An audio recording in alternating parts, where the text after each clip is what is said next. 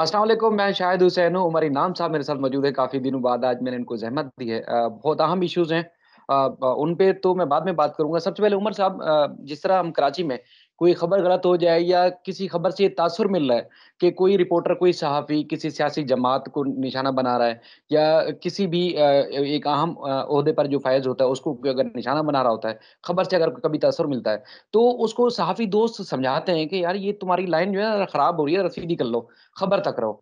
तो इस्लामाबाद में हम देखते हैं कि धड़ल्ले से कारकुनों की तरह एक जो बड़े-बड़े नामी-गिरामी सहाफ़ी हैं, वो लगे हुए हैं। क्या उनको कभी नदामत नहीं होती, कभी उनको शर्म नहीं आती, हया नहीं होती कि कभी वो एक वज़ीर-ए-आज़म के खिलाफ, कभी खातून अव्वल के खिलाफ, कभी फ़ौज के खिलाफ, कभी किसके खिलाफ शुरू हो जाते हैं। तो वहाँ का माहौल कैसा है? सहाफ़त का म्यार क्या है वहाँ पर इस्लामाबाद में? सर बहुत शुक्रिया शाहिद भाई, आपने क्या ही खूबसूरत अंदाज में जो कराची की सहाफत की मिसाल दी है। वो ऐसी मिसाल यानी हमारे वैसे जहन में नहीं आती और जो ट्विटर पे भी डिस्कस नहीं होती ज्यादा।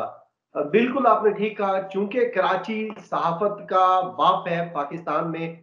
सहाफत वहां से शुरू हुई, लोगों ने सहाफत सीखी। इस वजह से जहां से सहाफत शुरू हुई वहां पर तो अभी भी सहाफत के असूल व जवाबित मौजूद हैं, यानी कराची में। लेकिन इस्लामाबाद में आपको पता है कि यहाँ पर हर चीज जो है वो खालिश नहीं मिलती। यहाँ पर खाना भी उस तरह से टेस्टी नहीं होता। यहाँ पर और जो भी आप यानी चीज कह लें, उसी तरह जो सहाफत है यहाँ पर वो भी बड़ी हाइब्रिड किस्म की सहाफत है। यानी जो कराची में असूल जवाबित की बुनियाद पर की जाने वाली सहाफत है, उसमें और इस्लामाबाद की जो ब्लू पार्टीज की सहाफत है, जो रेड पार्टीज कह लें आप उनको, जो उनकी सहाफत है लेट नाइट वाली और स्क्रिप्टेड वाली और पता नहीं किस तरीके की सहाफत है, वो उसमें बहुत फर्क है। आप बिल्कुल ठीक कह रहे हैं कि कराची में अगर इस तरह की लाइन कोई एक बंदा पकड़ता है तो बाकी सीनियर्स भी उसे समझाते हैं कि नहीं भाई ये मत करो। इस्लामाबाद में बेसिकली सहाफत है ही नहीं। यहाँ पर सहाफत को कमर्शियल बुनियादों पर एक तरह से ऐसे लगता है कैट वॉक चल रही है, जिसमें खूबसूरत खवातीन और हजरात वो कैट वॉक कर रहे हैं और अपनी वो सहाफी होने का यकीन दिला रहे हैं।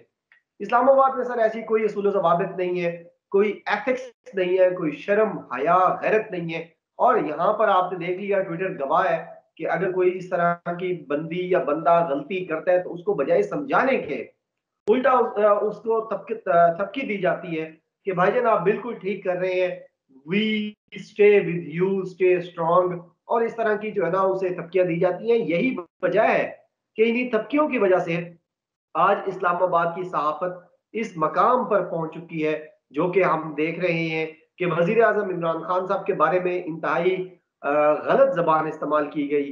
खातून अव्वल जिनका सियासत से कोई लेना देना नहीं है, वो किसी बारे में किसी से कोई गुफ्तगू करने के लिए कभी उन्होंने कोई ऐसी बात नहीं की। उनके बारे में एक बात मरियम नवाज करती हैं और वही बात अगले दिन आसमा शिराजी अपने कालम में छाप देती हैं।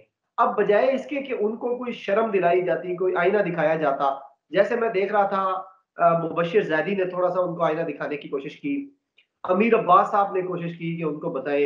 अच्छा, इसी तरह कोई और भी एक दो जर्नलिस्ट, मजहर अब्बास साहब ने भी की। लेकिन जो अक्सरियत है और खुसूसन जो इस्लामाबाद बेस्ड है, उनमें से किसी ने ऐसा उनकी जो ये काम था उसको बुरा नहीं कहा, बल्कि उनको सपोर्ट कर रहे हैं। तो ये हकीकत है, ये जो आपने कंपैरिजन किया है इस्लामाबाद और कराची की सहाफत का, तो शायद भाई बिल्कुल इसमें बहुत बड़ा फर्क है उमर और भाई मैं अफसोस के साथ कि हमें इस तरह की सहाफत देखने को मिल रही है। उमर भाई, जैसे बिलावल ने यहाँ कराची में तकरीर में सहाफ़ियों को भौंकने वाला यानी कि कुत्ता ही कहा डायरेक्ट, अब भौंकने वाला एक ही बात है। एक सहाफ़ी ने सिर्फ़ मुबशिर ज़ैदी साहब ने वहाँ उसपे मज़म्मत की और शायद मदर अब्बास साहब ने भी की। बाकी किसी सहाफ़ी या एक निचले दर्जे के रिपोर्टर तक भी उसको भी जुर्अत नहीं हुई कि उनके खिलाफ कोई मज़म्मती ट्वीट कर दे या कोई स्टेटमेंट दे दे। किसी ने नहीं किया। अच्छा, फिर ये वहाँ पर जो इस्लामाबाद में है, वो पूरा दिन कारकुनों की तरह लगे होते हैं सहाफ़ी और उसके बाद माज़रत के साथ उनके चेहरे भी देखें तो चेहरों पे फिटकार बरस रही होती है क्योंकि वो पूरा दिन झूठ बोल रहे होते हैं। झूठ बोलने वाला, मकारी करने वाला, उसके चेहरे पर यही सूरत-हाल होगी। अच्छा उनके ऊपर अगर कोई सियासी जमात के कारकुनान यानी कि अगर कि एमक्यूएम के कायद को आप बुरा बोलेंगे तो उनके कारकुनान में इश्तियाल यकीनन आता है। और इसी तरह अगर वज़ीर-ए-आज़म इमरान खान के अगर वो पार्टी के लीडर हैं, कायद हैं, तो अगर उनके ऊपर कोई बात करता है, कोई भी उँगली उठाता है या उनकी खातून अव्वल पे अगर कोई बात करता है, तो फिर कारकुनान में वैसे एक ऑटोमेटिकली इश्तियाल आता है। अच्छा, उसपे फिर हम देख रहे हैं, माज़रत के साथ ये सवाल मेरा थोड़ा लंबा हो रहा है, लेकिन एक समझाने के लिए मैं व्यूअर्स को भी समझाने के जी, लिए बात कर रहा हूँ। तो बिल्कुल वो सही कह रहे हैं। उसमें मतलब जो कारकुनान है ऑटोमेटिकली उनके अंदर इश्तियाल आता है, वो फिर रद्द-ए-अमल देते हैं। अच्छा, उस रद्द-ए-अमल को डिफ्यूज़ करने के लिए या उसके बाद उस खातून को जिसने बीबीसी जैसे इदारे में एक एक भोंडा किस्म का कॉलम लिख दिया, तो उसको समझाने के बजाय उल्टा वही वाले सहाफ़ी जो पूरा दिन सम्मेलन के बूट चाट रहे होते हैं और इसी तरह के वो काम कर रहे हैं और उनकी हिमायत कर रहे हैं, मज़म्मती ट्वीट और पता नहीं क्या कुछ उनकी उनको सपोर्ट कर रहे हैं, उल्टा एहसास दिलाने के बजाय। अच्छा, उमर भी एक और चीज़ थोड़ी-सी इसके साथ-साथ ना वो ये है कि ये नोटिफ़िकेशन वाला क्या इश्यू है इतने दिन से दबा हुआ है और फिर भी वो बात असल में घूम के इधर ही आ जाएगी। मुझे कराची वाले दोस्त अक्सर समझाते हैं, "यार सहाफ़ियों से पंगे क्यों लेते हो सदीक जान की तरह?" तो हम पंगे तो नहीं असल में हक़ाइक़ बताने की कोशिश करते हैं कि ये असल में अगर देर भी हो रही है तो फिर हमारे दोस्तों को क्यों पेट में मरोड़ हो रहे हैं कि देर क्यों हो रही है, आज पता नहीं हुकूमत जाएगी, कल जाएगी। ये क्या वजह है? बिल्कुल शाहिद भाई आपने बड़े ही ज़बरदस्त अंदाज में जो बात की है कराची के हवाले से और अब यहाँ के हवाले से और आपने ये मिसाल भी दी है।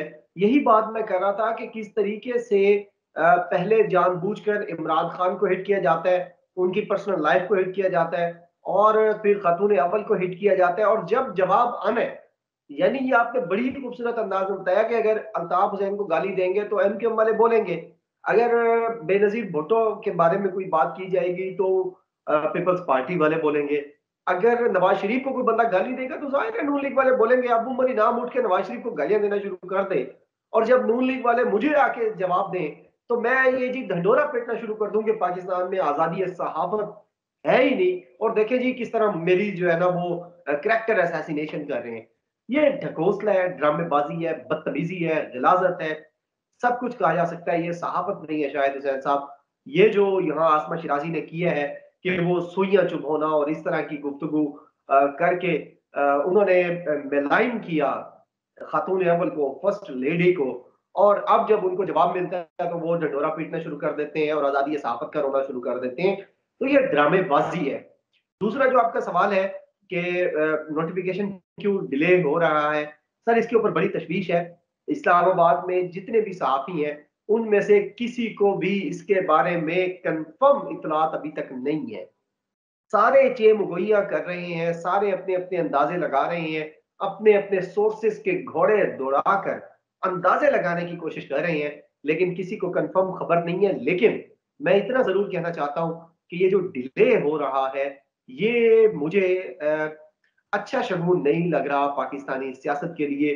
वो जो एक पेज था रावलपिंडी, अपारा और इस्लामाबाद के दरमियान मोहब्बत का, पाकिस्तान की तरक्की और खुशहाली का, कौमी सलामती का, मुझे ये लगता है कि अब उसमें कोई मसला आ सकता है अगर इस नोटिफिकेशन को मजीद डिले करवाया गया और जो कुछ पिछले 10 दिन 12 दिन में हुआ उसको चलो छोड़ देते हैं सबको पता है कि क्या हुआ लेकिन मैं ये समझता हूं कि अब वजीर आजम इमरान खान साहब की तरफ से इसमें कोई डिले नहीं किया जाना चाहिए और चूंकि फौज जनरल बाजवा उनको पसंद करते हैं हमारी भी मुलाकात जब आर्मी चीफ से हुई पिछले महीने तो हमने देखा कि उन्होंने वाजे अल्फाज में तो चीफ ने नहीं कहा लेकिन एक लग रहा था कि बड़ी अंडरस्टैंडिंग है, बड़ी एक दूसरे के लिए जो है वो नेक ख्वाहिशात हैं रावलपिंडी और इस्लामाबाद की। लेकिन अब ये जो चीज़ सामने आ रही है नोटिफिकेशन के हवाले से डेडलॉक, मुझे खतरा है कि पाकिस्तानी सियासत जो एक बेहतरी की जानिब जा रही थी, कहीं उसमें मसला ना आ जाए। लिहाजा मेरी तो गुजारिश होगी वज़ीर आज़म इमरान खान साहब इसको जितना जल्दी हल कर लें इस डेडलॉक को उतना बेहतर है, आपके लिए, मेरे लिए, पाकिस्तान के लिए। अच्छा, वैसे आपका काफ़ी इस मामले में मायूस नज़र आ रहे हैं, लेकिन वाक़ई मैं मायूस नहीं हूँ। मेरे जो सोर्सेज़ हैं, वो कहते हैं थोड़ा-सा मामला इस तरह है कि एक डोमेन है, आपका जो डोमेन है, आप अपने डोमेन में रह के काम करेंगे। मुझे तो इस बात की खुशी है कि वज़ीर-ए-आज़म ने स्टांस लिया और हाँ, यही पूरे एक 70 साल से 73 साल से ये ख़्वाहिश रही है कि स्टांस लेने वाला कोई वज़ीर-ए-आज़म नहीं होता था। ठीक है, बिल्कुल एक पेज है और आप मिल-जुल के काम करें, लेकिन अपने एक मौके पे डटना भी तो एक काम है ना। मैं आपकी ख़ामख़ाह जेब में हाथ नहीं मार सकता। मेरी एक लिमिट होगी। तो अगर कोई इदारा अगर वज़ीर-ए-आज़म के काम में मुदाखलत करेगा तो फिर इस तरह तो होता है, बाकी मुशावरत से सारे काम चलते हैं। अच्छा, उमर अभी थोड़ा-सा आगे बढ़ते हैं और आगे ये है कि टीएलपी का ना धरना शुरू हो गया है। क्या ये वो जो आप खतरे में हैं, काफ़ी आप परेशानी वाले कुछ जवाब दे रहे थे, क्या उसी तरह तो नहीं है कि सियासत कुछ खतरे में जा रही है? नहीं, नहीं।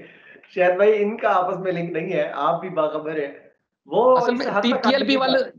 टीएलपी का असल में इस मामले में ना मज़हबी कम और इस तरह का तासुर ज़्यादा है, पूरे मुल्क में इस तरह ज़्यादा है, इस वजह से मैं आपसे ये बात कर रहा हूँ। हाँ, नहीं, नहीं, नहीं, मैंने कन्फर्म किया है इसको सीनियर्स के साथ जो इस्लामाबाद और लाहौर में मौजूद हैं, उनमें से और मेरी पर्सनल जो मुझे वाइब्स आ रही हैं, उसमें भी मुझे ये फ़ील नहीं होता कि किसी जगह पर रावलपिंडी पीछे है इस टीएलपी के।